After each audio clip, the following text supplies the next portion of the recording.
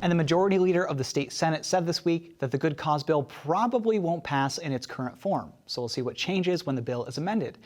In the meantime, let's turn now to this week's panel. Josh Solomon is from the Times-Union. Thank you so much for being here, Josh. Thanks for having me.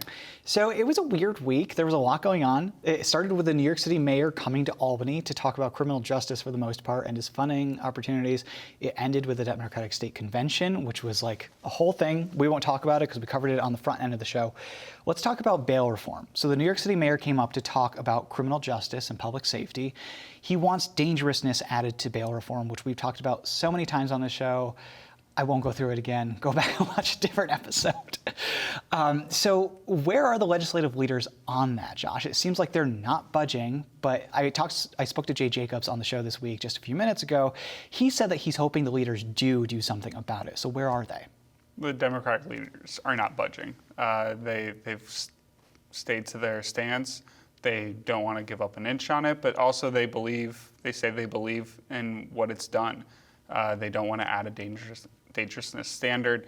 Majority Leader Andrea Stewart-Cousins this week said that she has no intention to touch the dangerousness element to it.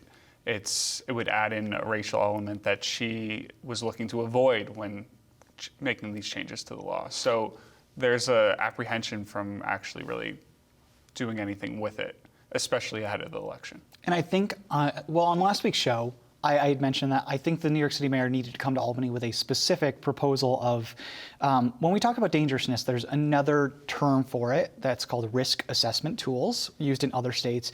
And that basically creates a rubric for judges to go down and say, does this person have a permanent address? And people say, well, that's not fair because what if a homeless person is arrested? So that doesn't really make them dangerous.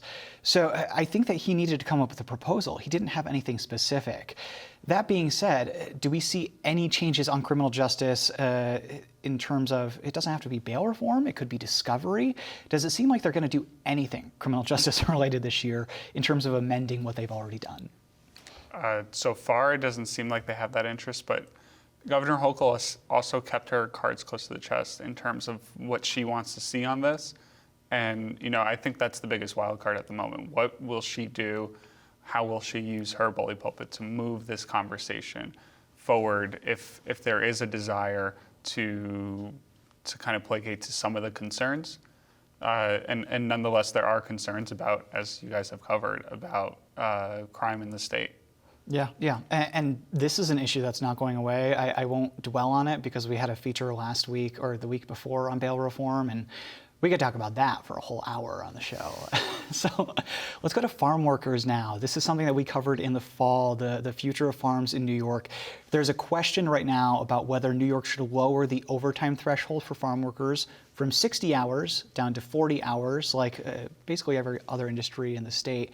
The governor said this week that she hadn't made a decision on that just yet. So, Josh, as you're looking at how this decision is formed, let's go over first. You watched every public hearing about this in January. I forget how many there were, 3 or 4 on them? 3 or 4. Yeah, 3 or 4. What was the overwhelming sense there? It seemed to me like the overwhelming sense was farmers saying, don't do this. But then the wage board came out and said, yes, please do this.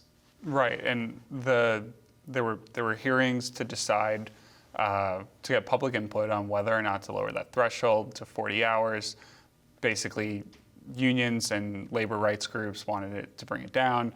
The Farm Bureau, the agricultural industry wanted to keep it where it's at. It also split somewhat along party lines. And there was a swing vote on the 3-member wage board that was created to make this decision, this recommendation. And they ultimately heard that input, decided that they wanted to lower it incrementally.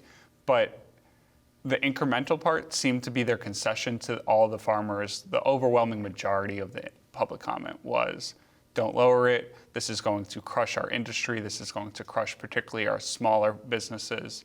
And they're worried about what's going to happen. It's the same refrain, though, that we've heard for about a century about worry that the industry is going to collapse. And typically, when there's that worry that the industry is going to collapse, on the other end of it is a government subsidy. Right. And that's what Governor Hochul has proposed in her budget, a subsidy to make farmers whole on the back end in a refundable tax credit. So knowing that the recommendation is to phase in over 10 years, farms say that that is still too much to cope with, right? Right. The Farm Bureau is pretty much holding its line, saying this is not going to work. Governor Hochul, don't accept this. Commissioner Reardon, don't accept this recommendation. Do something else. Are they going to? I mean, it looks like we're going to get a decision around spring. The Department of Labor has about 45 days from when the wage board delivers its decision, and my understanding is they may have not delivered it yet, even though they've already voted. Which is why. I don't get it. I wonder if they're waiting to deliver it so they can time it so that the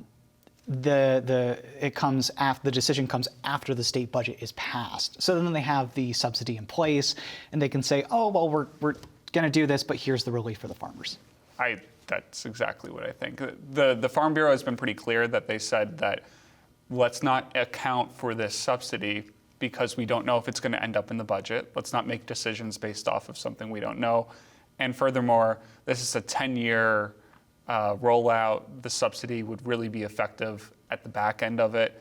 We don't know who's going to be the governor. We don't know what the legislature will look like. Let's not work this into the equation. Nonetheless, the governor is trying to use it as a concession for them. That's a good point, because in this year's budget proposal from the governor, it's $130 million in overtime tax credits is, I think, the number, somewhere around there. And I'm wondering, in future years, because right now, if that passes, the overtime threshold is at 60 hours, right? It goes down to 40 hours. How much more than 130 do we need to get to make those farmers whole? So I think it's 130 at the back end that they're estimating, right? Okay. So then it'll only be like somewhere between 20 and 40 mil in the first year. And basically, to explain that the tax credit basically covers what you wouldn't have to pay right now. So if you pay an overtime worker like 55, everything over 60 hours, and now the overtime threshold is 55 hours, the time and a half addition that you're paying in those extra 5 hours is where the government's saying, we'll bail you out for that, which is... It's complicated, and we'll see what it looks like in its final form. The devil's always in the details. Josh Solomon will leave it there from the Times-Union. Thank you so much. Thank you.